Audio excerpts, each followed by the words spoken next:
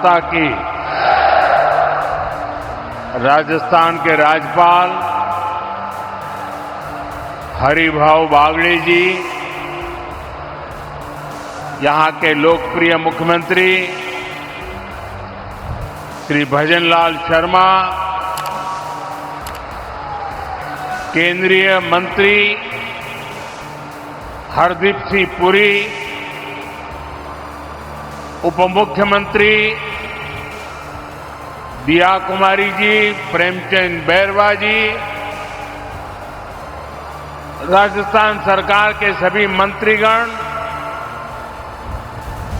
सांसद और विधायक साथी और मेरे प्यारे भाइयों बहनों, मुझे बताया गया कि आज राजस्थान में 10-12 हजार स्थान पर लाखों की तादाद में इस कार्यक्रम में लोग जुटे हैं। और अभी मैं स्क्रीन पर भी देख रहा था, जहां भी देखो लोग ही लोग नजर आ रहे हैं। टेक्नोलॉजी के माध्यम से राजस्थान के कोने कोने से जुड़े हुए सभी मेरे राजस्थान के भाई बहनों को भी मैं यहां से प्रणाम करता हूं। साथियों, गर्मी के एक मौसम में स्थान स्थान पर इतनी बड़ी मात्रा में लोगों का एकत्र आना हम सबको आशीर्वाद देना, ये दिखाता है कि भाजपा सरकार के प्रयासों पर आपका विश्वास कितना बुलंद है।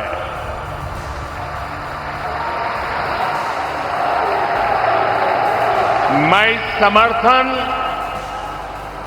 और स्नेह के लिए राजस्थान की माटी का ऋणी हूं। भाइयों बहनों, ये धरती अनगिनत वीरों के शौर्य की साक्षी रही है। इस रण के कण कण में,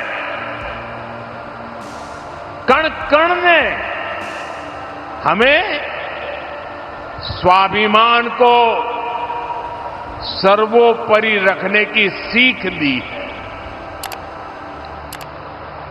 और स्वाभिमान व्यक्ति का या फिर स्वाभिमान देश का वो तभी ऊंचा हो रह सकता है जब वो आत्मनिर्भर हो, दूसरों पर कम से कम निर्भर हो। आज राजस्थान की इस धरती से भारत ने विकसित होने, आत्मनिर्भर होने की दिशा में एक बहुत बड़ा कदम उठाया है। आज इस रिफाइनरी को देश को समर्पित किया गया है। ये रिफाइनरी यहां हजारों लोगों के रोजगार का माध्यम बनेगी। मैं राजस्थान के युवाओं को इस रिफाइनरी की विशेष तौर पर बधाई देता हूं। साथियों, आज का दिन साक्षी है कि बीजेपी सरकारें परियोजनाओं को सिर्फ शिलान्यास करके नहीं छोड़ती है, बल्कि हम उन परियोजनाओं को पूरा करने के लिए भी दिन रात एक कर देते हैं। 2 महीने पहले यहां जो हादसा हुआ, उसके बाद इतनी तेजी से काम पूरा कर लेना, ये भी परिश्रम की पराकाष्ठा का उदाहरण है। आप सबने दिखा दिया है, चुनौती चाहे कितनी भी बड़ी और अप्रत्याशित क्यों न हो, नया भारत अपने संकल्पों से न पीछे हटता है और न ही अपनी रफ्तार कम करता है। भाइयों बहनों, आज राजस्थान में विकास के कई और भी कीर्तिमान स्थापित हो रहे हैं। आज ही जोधपुर में नए एयरपोर्ट टर्मिनल का उद्घाटन किया गया है और मैं सोशल मीडिया में देख रहा था कि नए टर्मिनल का आर्किटेक्चर, इंटीरियर ये सोशल मीडिया में छाया हुआ है। चारों तरफ राजस्थान ही राजस्थान दिख रहा है। साथियों, ये मारवाड़ में पर्यटन, व्यापार और रोजगार को नई गति देगा। इस कार्यक्रम में जो लोग जोधपुर से जुड़े हैं, मैं उनका विशेष रूप से अभिनंदन करता हूं। जोधपुर से ही आज उड़ान योजना के नए चरण की भी शुरुआत हुई है। इसके तहत छोटे छोटे शहरों और दूर दराज के क्षेत्रों को एयर कनेक्टिविटी से जोड़ा जाएगा। साथ ही अब जयपुर में मेट्रो का विस्तार भी होने जा रहा है। भाइयों बहनों, शेखावटी क्षेत्र के जल संकट को दूर करने का इंतजार भी अब खत्म होने जा रहा है। मैं इन सभी प्रोजेक्ट के लिए राजस्थान के मेरे भाई बहनों को बहुत बहुत बधाई देता हूं। साथियों, आज राजस्थान के करीब 54,000 युवाओं को सरकारी नौकरी का नियुक्ति पत्र भी मिला है। मैं नियुक्ति पत्र पाने वाले सभी युवाओं के उज्जवल भविष्य की कामना करता हूं और उनका युवा मन राजस्थान के उज्जवल भविष्य को और मजबूती देगा। मैं सबको शुभकामनाएं देता हूं। साथियों, आज राजस्थान की इस धरती से मैं देश के एक और सामर्थ्य की चर्चा करूंगा। आप भी देख रहे हैं, पश्चिमी एशिया में युद्ध की वजह से पूरी दुनिया में हाहाकार मचा है। हर देश त्रस्त है। इस युद्ध ने 21वीं सदी के सबसे बड़े ऊर्जा संकट को जन्म दिया। बड़े बड़े देश आज ईंधन की किल्लत से जूझ रहे हैं।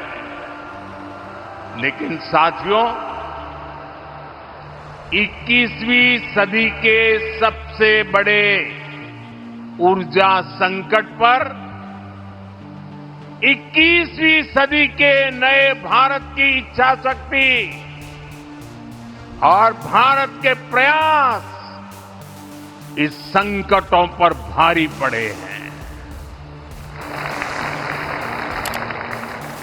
भारत ने हर स्तर पर सही फैसले लिए संकट का समय रहते सटीक आकलन किया, प्रभावी रणनीति बनाई, भारत के संसाधनों का संतुलित प्रयोग किया, भारत की डिप्लोमेटिक पावर का सकारात्मक इस्तेमाल किया और तब जाकर भारत संकट से उबर पाया है। साथियों, जब सार्वजनिक तौर पर कुछ ताकतें अफवाह और आशंका फैलाने में व्यस्त थी, तब किस स्केल पर दिन रात काम हो रहा था, किस तरह स्थिति को संभाला जा रहा था, वो मेहनत, वो प्रयास, वो धैर्य नीतिगत स्तर पर, कूटनैतिक स्तर पर उठाए गए एक एक संवेदनशील कदम कभी न कभी इतिहास लिखेगा। ये सब अभूतपूर्व है।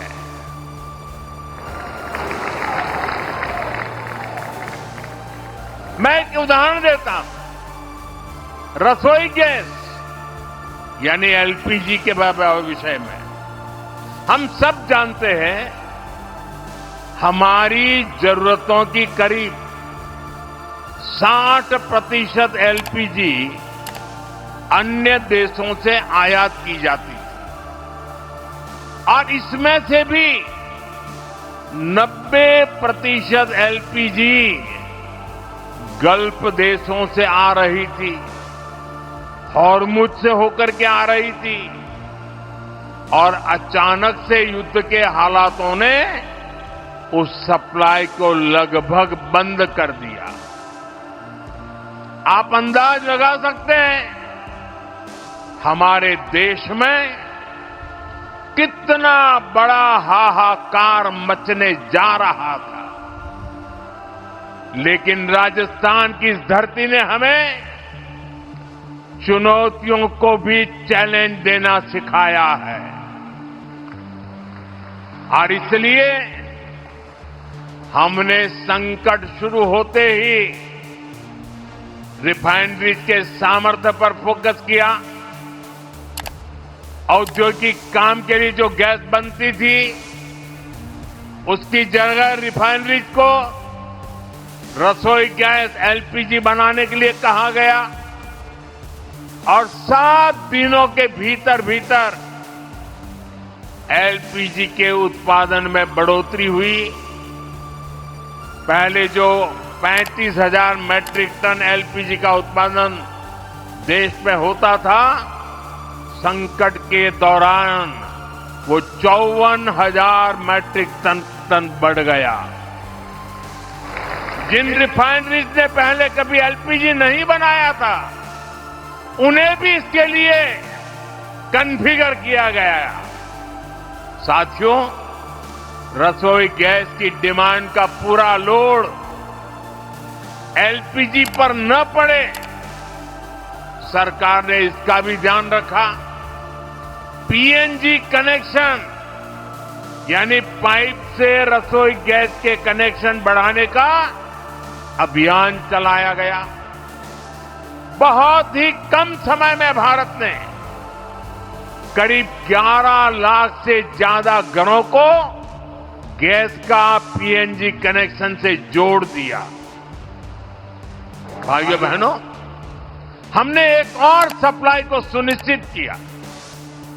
दूसरी ओर घरेलू उपभोक्ताओं पर बहुत बोझ भी नहीं पड़ने दिया।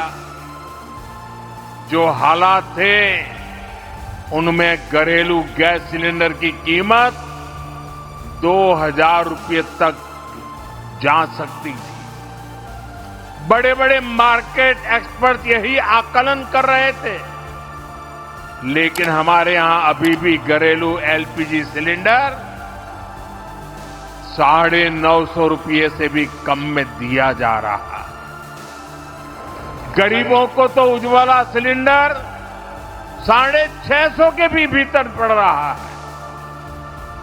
अब से 2 दिन पहले सरकार ने कमर्शियल गैस की कीमतों में भी बहुत बड़ी कटौती कर दी है। ये दिखाता है कि हमारी सरकार कितनी संवेदनशीलता से काम कर रही है। साथियों, युद्ध की वजह से डीजल पेट्रोल पर आया संकट भी बहुत बड़ा था। हमारे देश में तेल के बड़े बड़े कुएं नहीं हैं। जब ये संकट बढ़ा तो क्रूड ऑयल की कीमतें $70 प्रति बैरल से $120 प्रति बैरल तक पहुंच गई थी। आयात के रास्ते भी बंद थे। दुनिया के कई देशों में डीजल पेट्रोल की कीमतों में 40 से 50% का इजाफा हो गया। कई देशों में तो डीजल पेट्रोल कोटे के आधार पर मिलने लगा था, लेकिन भारत में एक दिन भी ऐसे हालात नहीं आए। अफवाहें बहुत फैलाई गई, लोगों को डराया गया, भड़काया गया, राजनीति के खेल खेले गए, लेकिन जिनके इरादे गलत थे वो सफल नहीं हो पाए। दूर सुदूर इलाकों में भी छोटी मोटी अड़चनों के अलावा सप्लाई की कोई बड़ी चुनौती नहीं आई। अप्रैल से जून के बीच ही अकेले डीजल पेट्रोल में 75,000 करोड़ रुपए से ज्यादा का घाटा कंपनियों को उठाना पड़ा। यानी एक नई रिफाइनरी बन जाए इतना घाटा सहना पड़ा, और इस घाटे को पूरा करने की जिम्मेदारी सरकारी खजाने से उठाई गई। हमने प्रति लीटर 10 रुपए की एक्साइज ड्यूटी भी कम की और बहुत ज्यादा बोझ जनता पर नहीं पड़ने दिया। साथियों, युद्ध के इसी समय में भारत की दूसरे देशों के साथ जो दोस्ती है ना, वो दोस्ती भी बहुत काम आ गई। जब ये संकट शुरू हुआ था उससे पहले भारत 25-26 देशों से ही ईंधन का, ऊर्जा का आयात करता था, लेकिन संकट के समय भारत की डिप्लोमेसी का जलवा दिख गया। दूसरे देशों के साथ हमारे अच्छे संबंध इस संकट की घड़ी में बहुत काम आए। युद्ध के दौरान ही भारत 40 से ज्यादा देशों से ईंधन मंगाने लगा। भारत ने दुनिया को स्पष्ट संदेश दिया कि हमारे लिए राष्ट्रहित और राष्ट्र के नागरिकों का हित सर्वोपरि है। नागरिक देवो भव, ये हमारा मंत्र है। साथियों, इतनी अप्रत्याशित चुनौती से देश ऐसे ही नहीं उभरा। इसके पीछे हमारी 1 दशक से चल रही दूरदर्शी नीतियों की सफलता भी है। आज हम राजस्थान रिफाइनरी का उद्घाटन यहां कर रहे हैं। हमने 2017 में इसके लिए एमओयू साइन किया था, लेकिन 2018 से 2023 तक राजस्थान में कांग्रेस सरकार रही।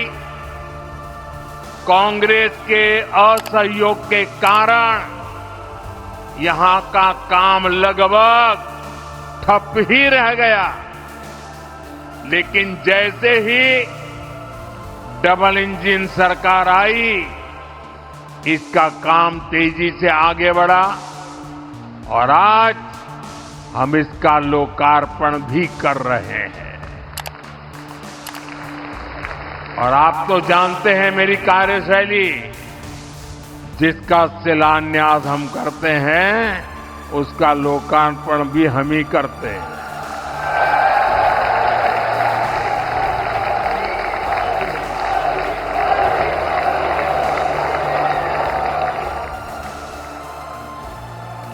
इसी तरह भारत ने अपनी रिफाइनरी क्षमता को लगातार बढ़ाया है। अमेरिका में पिछले 50 वर्षों में एक भी नई रिफाइनरी नहीं बनी है। यूरोप की रिफाइनरी क्षमता लगातार कम होती गई है। वहीं भारत आज विश्व की चौथी सबसे बड़ी रिफाइनरी क्षमता वाला देश बन चुका है। और हम यहां रुकने वाले नहीं हैं। आने वाले वर्षों में ये क्षमता और भी बढ़ने वाली है। इन्हीं प्रयासों के कारण भारत सदी के सबसे बड़े ऊर्जा संकट से लड़कर उबरा है। साथियों, दुनिया में युद्ध और अशांति से हमारे किसानों के लिए भी चुनौतियां पैदा होती है। अभी वेस्ट एशिया क्राइसिस, खाड़ी के देशों का संकट और इसके पहले यूक्रेन युद्ध के कारण दुनिया में खाद का बड़ा संकट भी पैदा हुआ। फर्टिलाइजर के लिए समस्या पैदा हो गई। यूक्रेन युद्ध के बाद एक समय एक यूरिया की बोरी की कीमत 3,000 रुपये से भी ऊपर पहुंच गई थी। लेकिन हम अपने किसानों को, जो दुनिया के बाजार में 3,000 की बोरी थी, हम मेरे देश के किसानों को हम सिर्फ 300 रुपये में देते रहे। और इसके लिए खजाने से लाखों करोड़ रुपए खर्च करने पड़े। सब्सिडी दी गई। आपूर्ति के लिए जो सप्लाई चेन प्रभावित हुई थी, भारत ने उसके लिए भी समाधान निकाले। सरकार ने वैकल्पिक रास्ते तलाशे। हमने कई देशों में हमारे दूतावासों को विशेष जिम्मेदारी सौंपी। दूसरे देशों से उर्वरक खरीदने की, खाद खरीदने की पहल की। आयात के साथ साथ हमने घरेलू उत्पादन भी बढ़ाया, उस पर ध्यान केंद्रित किया। और इतना ही नहीं, हमने प्राकृतिक खेती जैसे विकल्पों को भी बढ़ावा दिया और जमाखोरी और कालाबाजारी के खिलाफ भी सख्ती की। साथियों, इसी तरह हमने हमारे उद्योगों का, एमएसएमई का भी ध्यान रखा। एमएसएमई को बढ़ती लागत का सामना करना पड़ रहा था, इसलिए हम emergency credit line guarantee scheme का एक नया चरण लेकर आए।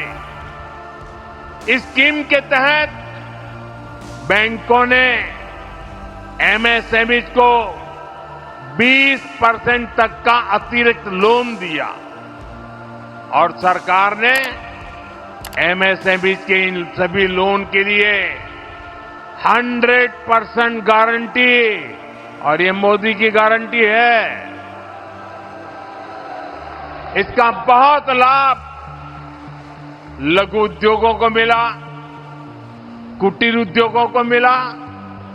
ऐसे ही अनेक फैसलों का नतीजा है कि आज हमारे छोटे बड़े उद्योग खुद को सुरक्षित महसूस कर रहे हैं। साथियों, हमारी सरकार ने निरंतर निर्णय लिए क्योंकि हमें भारत के सामर्थ्य पर भरोसा था। हमें हमारे देशवासियों की क्षमताओं पर, उनकी सूझबूझ पर हमारा 100% भरोसा था। और आज मैं 140 करोड़ देशवासियों का आभार प्रकट करता हूं। मैं देशवासियों को नमन करते हुए धन्यवाद कहता हूं। जिस तरह वो इस मुश्किल समय में देश के साथ मजबूती से खड़े रहे, जिस तरह देशवासियों ने अफवाह, डर और भ्रम फैलाने वालों का सामना किया, देश में अस्थिरता फैलाने की साजिशों को नाकाम किया, देश उसी विश्वास के भरोसे आगे बढ़ पाया है। जो लोग भारत को असफल होते देखना चाह रहे, इसके लिए भविष्यवाणी भी करने लग गए थे, वो जरूर आज निराशा की गर्त में पड़े होंगे। साथियों, आज विकास परियोजनाओं के लोकार्पण, शिलान्यास के साथ ही मुझे यहां एक पेड़ मां के नाम खेजड़ी का पौधा लगाने का सौभाग्य भी मिला है। मैं जानता हूं कि राजस्थान में खेजड़ी का कितना महत्व है। बढ़ते रेगिस्तान को रोकने में इसकी बहुत सार्थक भूमिका रही है। इसलिए ये वृक्षारोपण हमारी कार्य संस्कृति का उदाहरण भी है। हमें प्रगति की नई ऊंचाइयों को भी छूना है और हमें पर्यावरण का संरक्षण भी करना है। इसी सोच के साथ हमारी सरकार ऊर्जा के दूसरे स्रोतों पर भी काम कर रही है। खासकर राजस्थान पर सूर्य देवता की कुछ ज्यादा ही कृपा है। इसलिए यहां विश्व स्तरीय सोलर पार्क बनाने का काम चल रहा है। पीएम सूर्यघर मुफ्त बिजली योजना के तहत भी राजस्थान में 1.5 लाख से ज्यादा घरों को सोलर से जोड़ा जा चुका है। पीएम कुसुम योजना के तहत भी राजस्थान में किसानों को 65,000 से ज्यादा सोलर पंप भी दिए गए हैं। साथियों, कठिन से कठिन लगने वाले संकल्प भी सिद्ध हो जाते हैं अगर उनके पीछे की नीयत साफ हो। यही बीजेपी और कांग्रेस में एक बहुत बड़ा अंतर है। साथियों, राजस्थान में पानी से जुड़ी परेशानियों का समाधान इसका एक और बड़ा उदाहरण है। आप सब जानते हैं, कांग्रेस की सरकारों ने कभी राजस्थान के जल संकट को दूर करने के लिए कोई ठोस काम नहीं किया। लेकिन बीजेपी क्षेत्रवाद, और बंटवारे की सियासत नहीं करती। बीजेपी राष्ट्र प्रथम की भावना पर चलती है। हमने जब गुजरात में पानी पहुंचाने की योजनाओं पर काम किया था और राजस्थान को पानी देने की बात आई थी, मुझे बराबर यहां हिंदुस्तान के हर कोने में एक राज्य दूसरे राज्य से पानी के लिए लंबे अरसे से लड़ाइयां चल रही है। राजस्थान के लोगों को भी लगता था कि पता नहीं गुजरात नर्मदा का पानी देगा कि नहीं देगा, लेकिन हमारा सौभाग्य था कि राजस्थान में भी बीजेपी सरकार, गुजरात में भी बीजेपी सरकार, उस समय मैं गुजरात में मुख्यमंत्री था, यहां बहन वसुंधरा जी यहां मुख्यमंत्री थी और हम दोनों ने मिलकर बिना कोई संघर्ष, बिना कोई वाद विवाद, बिना कोई आंदोलन, बिना कोई लड़ाई गुजरात से नर्मदा का पानी राजस्थान के साथ साझा किया और राजस्थान के कई गांवों तक मां नर्मदा का पानी पहुंच रहा है। अभी भजनलाल जी बड़े भावुक होकर पानी की इस काम का वर्णन कर रहे थे। भाइयों बहनों, अब जब राजस्थान और हरियाणा दोनों राज्यों में भाजपा सरकार है तो पहली बार आपसी सहमति से समाधान निकाले गए। अब राजस्थान और हरियाणा सरकार मिलकर शेखावटी तक पानी पहुंचाएंगे। हाल ही में दोनों राज्यों के बीच समझौते पर मोहर भी लग चुकी है। इस समझौते के तहत हथनी कुंड बैराज से पानी राजस्थान लाया जाएगा। इसके लिए अंडरग्राउंड पाइपलाइन बिछाई जाएगी। इसका लाभ सीकर, चूरू, झुंझुनू और आसपास के पूरे शेखावटी क्षेत्र के लोगों को इसका लाभ मिलने वाला है। इस परियोजना पर लगभग 34,000 करोड़ रुपए खर्च किए जाएंगे। साथियों, आने वाले समय में अपर यमुना बेसिन में रेणुका, लखवाड़ और किसाऊ बांधों का निर्माण पूरा होने पर राजस्थान को पानी का और लाभ होगा। गांवों में नल से जल पहुंचाने का काम भी तेजी से आगे बढ़ा है। राम जल सेतु परियोजना भी इसी सोच का परिणाम है। साथ ही राजस्थान में जल संरक्षण के लिए जल संचय जन भागीदारी भी बड़ी भूमिका निभा रही है। देश में इस अभियान के तहत जल संरक्षण के लिए करीब करीब 25 लाख सॉक पिट्स बने हैं। राजस्थान में भी 1.25 लाख से ज्यादा सॉक पिट्स बनाए गए हैं। इससे पानी संरक्षित हो रहा है, ग्राउंड वाटर का स्तर सुधर रहा है। मैं इन प्रयासों के लिए केंद्र और प्रदेश की भाजपा सरकारों को और शेखावटी क्षेत्र के लोगों को बहुत बहुत बधाई देता हूं। साथियों, आज जब देश कोई संकल्प लेता है, कोई लक्ष्य बनाता है, तो राजस्थान उसके केंद्र में होता है। आज राजस्थान में तेज गति से आधुनिक इंफ्रास्ट्रक्चर निर्माण हो रहा है। नए नए रिकॉर्ड बन रहे हैं। आज जयपुर मेट्रो फेज 2 की आधारशिला और जोधपुर एयरपोर्ट के नए टर्मिनल का उद्घाटन ये राजस्थान के विकास को और गति देंगे और नई उड़ान देंगे। जयपुर में फेज 2 पूरा होने के बाद जयपुर का कुल मेट्रो नेटवर्क 50 किलोमीटर से अधिक हो जाएगा। पूर्व, पश्चिम और उत्तर दक्षिण मेट्रो नेटवर्क एक दूसरे से जुड़ जाएगा। इससे स्थानीय लोगों को आसानी तो होगी, पर्यटकों के लिए सुविधा भी बढ़ेगी। साथियों, आने वाले समय में हमें विकास के और भी नए आयाम छूने हैं।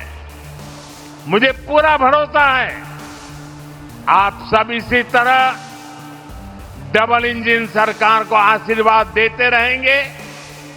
हम साथ मिलकर राजस्थान के नए भविष्य का निर्माण करेंगे।